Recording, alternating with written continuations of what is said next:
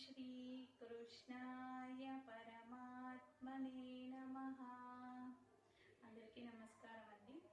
మనం లాస్ట్ వీడియోస్లో మొదటి అధ్యాయం అర్జున విషాద యోగలో మొదటి 15 శ్లోకాలు నేర్చుకున్నామండి. ఇవాళ 16వ శ్లోకం నుంచి నేర్చుకుందాం.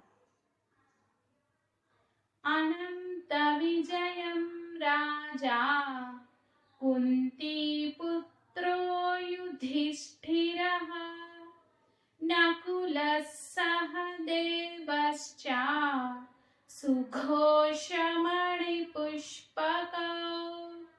ఇక్కడ మొదటి పాదంలో అనంత విజయం రాజా, రెండో పాదంలో కుంతి పుత్రో యుధిష్ఠిరః. అక్కడ ధి అనేది ష్ఠి అనేది రెండు మహాప్రాణ అక్షరాలండి, స్ట్రెస్ ఇస్తూ చదవాలి. మూడో పాదంలో నకుల సహదేవశ్చ, అక్కడ సాకి సాగుతుంది, దాన్ని కూడా స్ట్రెస్ చేస్తూ, అంటే నకులాలోంచే సాని తీసుకోవాలండి, నకుల సహదేవశ్చ అనాలి. నాలుగో పాదంలో చూసుకుంటే సుఘోషమణి పుష్పకౌ, ఆ ఘో అనేది కూడా మహాప్రాణ అక్షరం అండి. మణి, ఆ మణి అనేది అనాని కూడా స్పష్టంగా పలకాలి. ఇప్పుడు శ్లోకం మొత్తం చూద్దామా. అనంత విజయం రాజా కుంతీ పుత్రో యుధిష్ఠిరః నకులః సహదేవశ్చ సుఘోషమణి పుష్పకౌ. అనంత విజయం రాజా కుంతీ పుత్రో యుధిష్ఠిరః నకులః సహదేవశ్చ సుఘోషమణి పుష్పకౌ.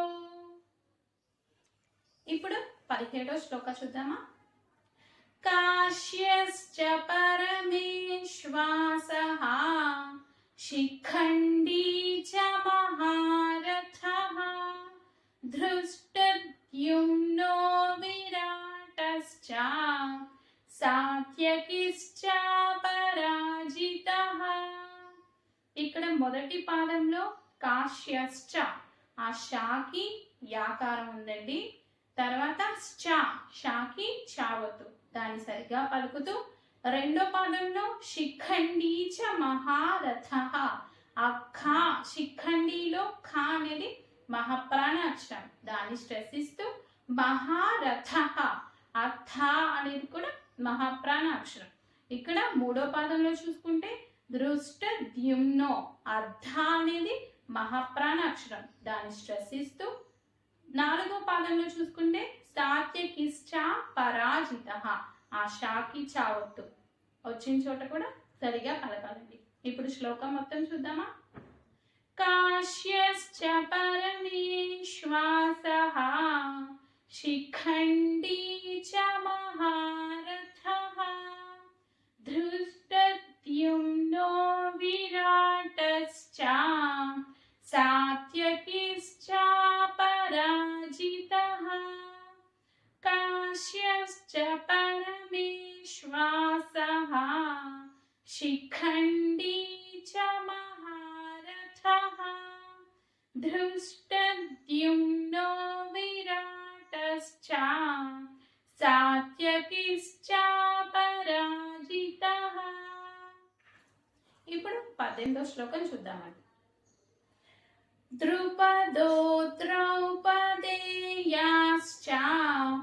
సర్వశః పృథివీపతే సౌభద్రశ్చ మహాబాహుః శంఖాన్ దధ్ముః పృథక్ పృథక్. ఇక్కడ మొదటి పాదంలో ద్రుపదో ద్రౌపదేయాశ్చ అని వచ్చిందండి. రెండో పాదంలో చూసుకుంటే సర్వశఫ్, ఆ షా పక్కన విసర్గ ఉంది, ఆ విసర్గ అనేది మనకి పా అనే అక్షరం ముందు వచ్చింది కాబట్టి దాన్ని ఎఫ్ సౌండ్ తో పలకాలండి. సర్వశఫ్ అని పలకాలి. సర్వశఫ్ పృథివీపతే, ఆ ఆ రూకారం వచ్చినప్పుడు స్ట్రెస్ లేకుండా నార్మల్ గా చదవాలి. థి అనేది మహాప్రాణ అక్షరం. పృథివీపతే. మూడో పాదంలో చూసుకుంటే సౌభద్రశ్చ మహాబాహు. ఆ భ అనేది మహాప్రాణ అక్షరం అండి. సౌభద్రశ్చ మహాబాహు. 4వ పాదంలో చూసుకుంటే శంఖాన్లో ఒక మహాప్రాణాక్షరం ఉంది, అది ఖా అండి. తర్వాత దర్ధము, ఆ ధూ పక్కన విసర్గ ఉంది, ఆ విసర్గాన్ని కూడా మనం ఎఫ్ సౌండ్ తో పలకాలి, ఎందుకంటే పా అనే అక్షరం ఉంది, విసర్గ ఉంది కాబట్టి. అక్కడ దర్ధము పృథక్ పృథక్. అర్థార్థ అనేవి కూడా మహాప్రాణ అక్షరాలు, వాటిని కూడా స్ట్రెస్ చేస్తూ చదవాలి.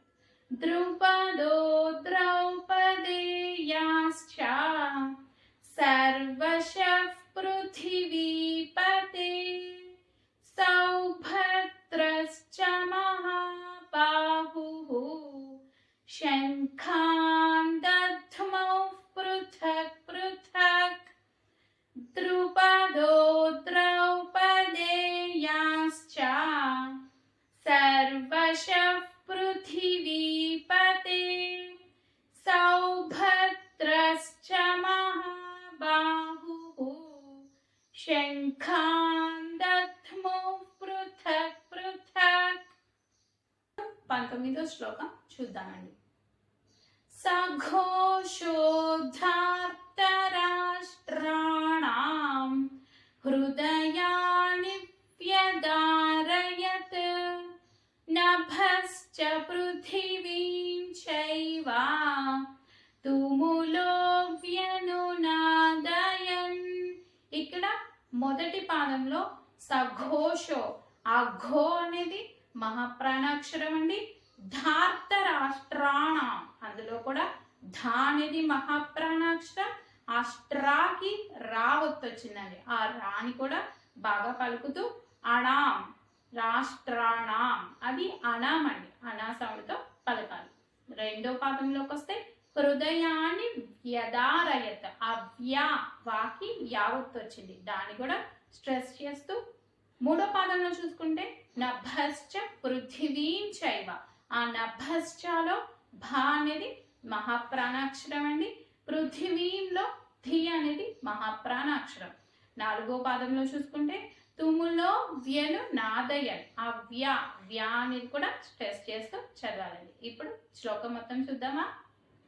సఘోషోద్ధార్తరాష్ట్రాణాం హృదయాని వ్యదారయత్ నభశ్చ పృథివీం చైవ తుములో వ్యనునాదయన్ సఘోషోద్ధార్తరాష్ట్రాణాం హృదయాని వ్యదారయత్ నభశ్చ పృథివీం చైవ తుములో వ్యనునాదయన్.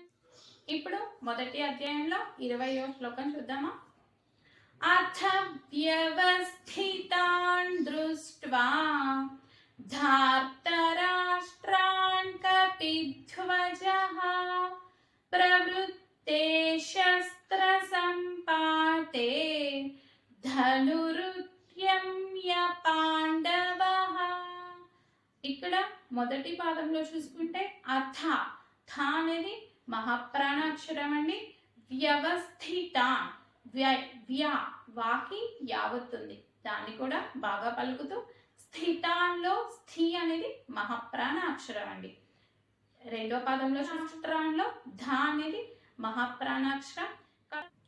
3వ పాదంలో చూసుకుంటే ప్రవృత్తే శస్త్ర సంపాతే, పాకి రావతుందండి, దాన్ని కూడా స్ట్రెస్ చేస్తూ పలకాలి. ధనురుద్యమ్య పాండవః, ఆ ధ అనేది కూడా మహాప్రాణాక్షరం, దాన్ని కూడా స్ట్రెస్ ఇస్తూ చదవాలి. ఇప్పుడు శ్లోకం మొత్తం చూద్దామా. అథ వ్యవస్థితాన్ దృష్ట్వా ధార్తరాష్ట్రాన్ కపిధ్వజః ప్రవృత్తే శస్త్ర సంపాతే ధనురుద్యమ్య పాండవః. అథ వ్యవస్థితాన్ దృష్ట్వా ధార్తరాష్ట్రాన్